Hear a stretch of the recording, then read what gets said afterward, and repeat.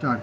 নমস্কার বন্ধুরা, চলে গেলাম আজকে দাদার হোটেল বাগবাজার রাজবাড়ির পাশে।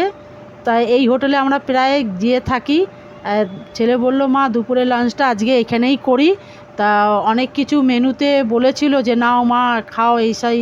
আমি বললাম না, এত গরম পড়েছে, হালকা খাওয়াই ভালো। গরমেতে বেশি খাওয়া উচিত নয় এত গরমে।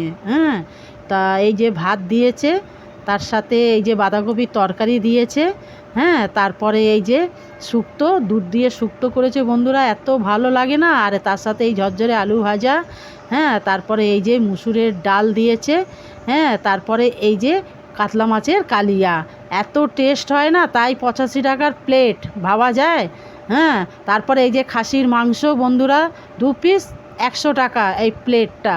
তাই কলকাতা শহরে এই খাবারটা মানে খুবই কম আমি মনে করি। হ্যাঁ, তার সাথে এই পাতি লেবু দিয়েছে। পাতি লেবু দিয়ে মানে ডাল দিয়ে ভাত খাওয়া হয়ে যায়।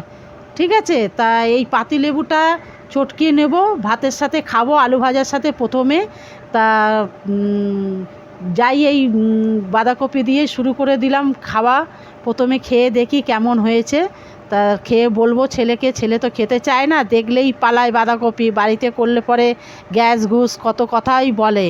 হ্যাঁ, তো খেয়ে ছেলেকে বলি কেমন হয়েছে। তা এই খাচ্ছি বন্ধুরা, দুপুরের লাঞ্চ এইখানেই শুরু করলাম। ছেলেকে তাই বলছি যে কি ভালো হয়েছে। হ্যাঁ, তো তারপরে ডাল দিয়ে ডাল আলু ভাজা আর এই লেবু দিয়ে খাবো। তারপরে শুক্তো, তারপরে মাছ দিয়ে খাবো। তাড়াতাড়ির চোটে বাঁধাকপি দিয়েই বসে গেছি খেতে।